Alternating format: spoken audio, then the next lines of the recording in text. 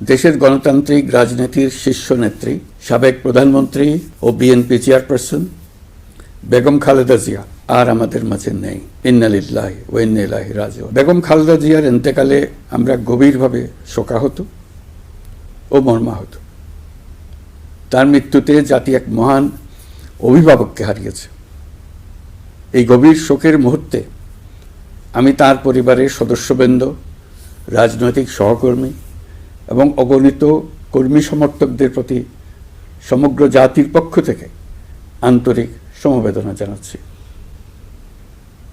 মহান আল্লাহর কাছে আমার প্রার্থনা, তিনি যেন আমাদের সবাইকে এই গভীর শোক কাটিয়ে ওঠার শক্তি দান করেন। বেগম খালেদা জিয়া ছিলেন বাংলাদেশের রাজনীতিতে এক পরম মহিমান্বিত ব্যক্তিত্ব।